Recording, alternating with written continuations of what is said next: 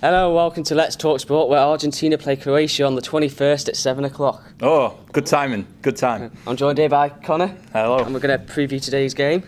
Excellent. So Conor, Argentina drew their previous game against Iceland 1-1. So what are your thoughts from that game and what stood out? Well, the sheer passion from Iceland really to come into their first ever World Cup game and get a result against a former finalist in the competition that has arguably one of the greatest players in the world and greatest of all time in Lionel Messi, to really shut him out and to really put Argentina under pressure early on in this group with Croatia and Nigeria, both decent teams, especially Croatia, who we'll get onto in a sec, and they can really put up a good fight against them. So Argentina got their work cut out for them early on in this group when no one really expected it whatsoever.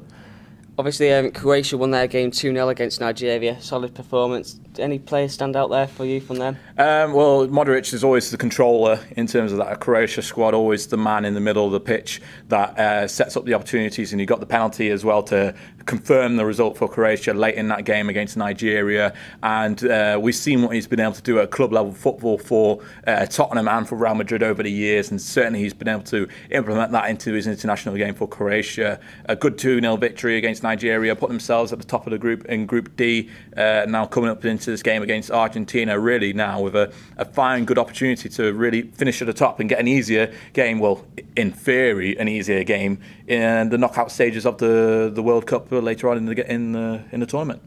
So there's been a lot made of Argentina's defence being like getting old and tired and slow. Do you think that's going to be a big issue for them when you look at Croatia's attack? All right, that's getting towards older, but they've got the experience and the pace. Do you think that's going to be a problem? Or yeah, certainly Mandzukic can cause a couple of troubles for any sort of defence, no matter what. We've seen him do it with Juventus in the Italian league, and Perisic as well for Inter Milan and Croatia. He was formidable in 2014 at the Brazil World Cup for them, one of the top goal scorers of the competition, and he's really bouncing into this one. Slow to start in a way, but I imagine at some point or another, with the team's defence, is more focusing on Modric and making sure he's closed down to stop any sort of an attacking movement from Croatia's side, that Perisic will bounce into the game and to really take control of it, step up to the mark, and really it provides another threat for this Croatia squad, which a lot of the time is underestimated. They got fantastic kits and whatnot. That checkered red and white kit is iconic in a sense, but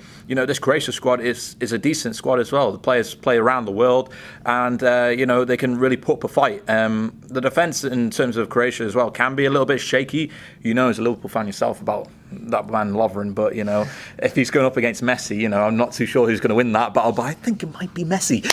But anyway, Lovren can certainly do well on his day, and he certainly did well against Nigeria, keeping them out because they got an attacking threat. But hopefully with Perisic, you'll be able to get onto the mark against this Argentina defence, because certainly opportunity provides itself. We'll do it. Do you have a score prediction for the game?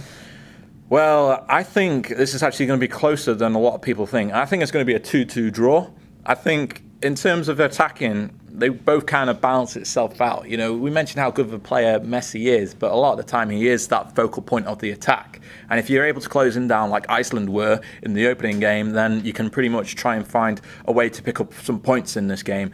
And Croatia pushing forward, they do sometimes miss opportunities. It only was until late on in the game against Nigeria that they got that penalty opportunity to extend their lead and confirm the win in the opening game. And I think Croatia, if they can get more of their opportunities pushing forward on target and to really challenge this Argentina defence, as you say, it is kind of old, they will be able to find a way to get a result in this game. But I think it's going to be honest even in this one. I think it's going to be 2-2 draw.